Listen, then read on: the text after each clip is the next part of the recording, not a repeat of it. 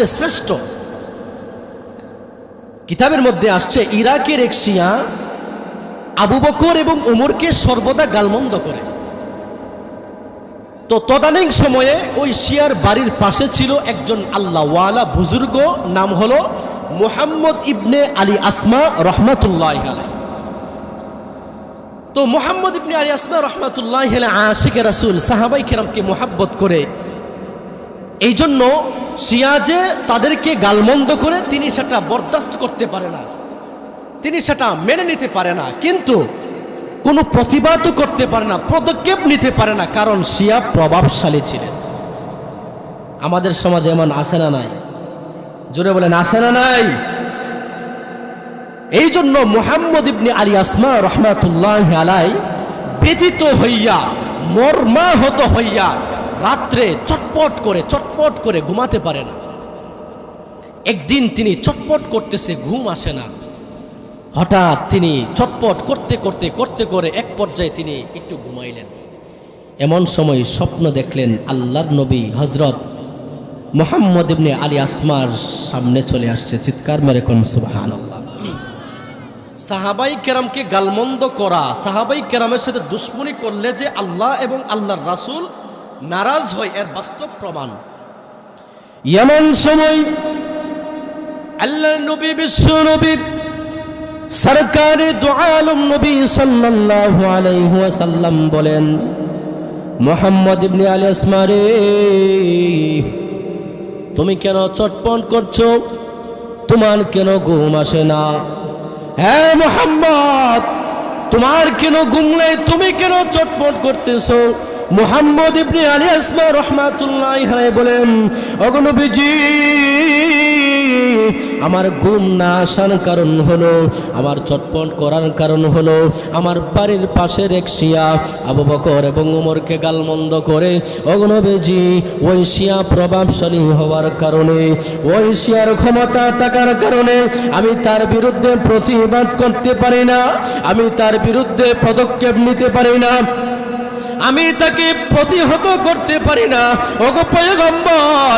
কিন্তু পদক্ষেপ না নেওয়ার ব্যথায় আমি ব্যথিত হইয়া আমি রাতে চটপট করে, আমার ঘুম আসে না। আল্লাহু আকবার। সাহাবাই কেরামের সাথে দুশ্মনী রাখলে আল্লাহ এবং আল্লাহর নবীর সাথে যে দুশ্মনী রাখা বাস্তব নমুনা।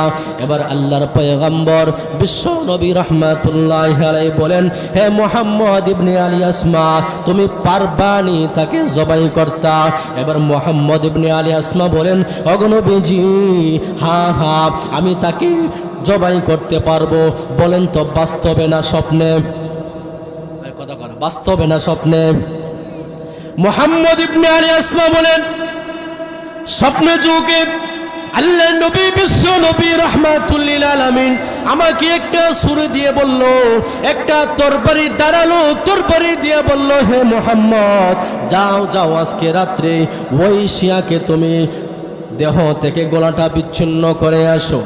মুহাম্মদ ইবনে আলী আসমা রহমাতুল্লাহি আলাইহি বলেন, আমি স্বপ্নে যুগে আল্লাহর নবীর হাত থেকে তরবারিটা নিলাম, ওই তরবারি নিয়া ওই শিয়ার বাড়িতে গেলাম, গিয়ে দেখি বাড়ির গেট খোলা। এবার গিয়ে দেখি যেই ঘরে সে থাকে, যেই রুমে সে থাকে, সেই রুমের দরজা খোলা। গিয়ে দেখি ওই শিয়া নাক টেনে ঘুমাচ্ছে। এমন সময় আমি ছুরি চালাইয়া, তরবারি চালাইয়া তার দেহ থেকে মাথাকে বিচ্ছিন্ন করে দিয়ে রাসূলের ছুরি, রাসূলের তরবারি রাসূলের হাতে দিয়া আমি আবার আমার বাড়িতে চলে আসলাম। আল্লাহু আকবার। মুহাম্মদ ইবনে আলী আসমা রহমাতুল্লাহি আলাইহি বলেন, আমি স্বপ্ন যুগে তাকে জবাই করে বাড়িতে দৌড়ে চলে আসলাম। এমন সময় আমার বাড়ির পাশ থেকে কান্নার আওয়াজ শোনা যায়। হঠাৎ আমার স্বপ্ন ভেঙে গেল। স্বপ্ন ভাঙার পরে আমি বাড়ির পাশ থেকে কান্নার আওয়াজ শুনি। আমি আমার পড়োশীদেরকে জিজ্ঞাসা করলাম, শিয়ার বাড়ি থেকে কান্নার আওয়াজ আসতেছে কেন? তখন পড়োশীরা বলল, হে আল্লাহর ওলি, হে মুহাম্মদ ইবনে আলী আসমা, আজকে রাত্রে কে যেন ওই শিয়াকে জবাই করে দিয়ে গেছে, ওই শিয়ার দেহ থেকে মাথাকে কে যেন বিচ্ছিন্ন করে দিয়েছে। মুহাম্মদ ইবনে আলী আসমা রহমাতুল্লাহি আলাইহি আশ্চর্য হয়ে গেলেন, আজীব হয়ে গেলেন।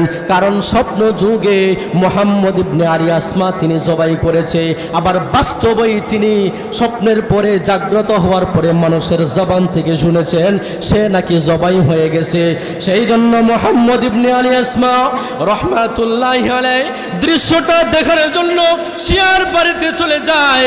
শিয়ার বাড়িতে যখন চলে গেল, শিয়ার বাড়িতে গিয়ে দেখে হায় হায় হায় হায়, মুহাম্মদ ইবনে আলী আসমা বলে আমি আল্লাহর কসম খেয়ে বলি, আল্লাহর কসম খেয়ে বলি, স্বপ্নে যুগে আল্লাহর রাসূলের দরবারে দিয়া আমি যেই জায়গা দিয়ে ছুরি চালিয়েছিলাম, ওই শিয়াকে যেই জায়গা দিয়া জবাই করেছিলাম, আমি গিয়ে দেখি ওই জায়গা দিয়া ছুরি চালাইয়া কে জানে তার দেহ থেকে মাথাটা বিচ্ছিন্ন করে দিয়েছে। সুবহান। মুহাম্মদ ইবনে আলী আসমা বলে তখন আমি বুঝতে পারলাম যে সাহাবাই কেরামের সাথে দুশ্মনী করা স্বয়ং আল্লাহর সাথে দুশ্মনী করা, সাহাবাই কেরামের সাথে দুশ্মনী করা স্বয়ং আল্লাহর নবীর সাথে দুশ্মনী করা, আর সাহাবাই কেরামের সাথে ভালোবাসা রাখা স্বয়ং আল্লাহর সাথে ভালোবাসা রাখা। জোরে কোন ঠিক কিনা?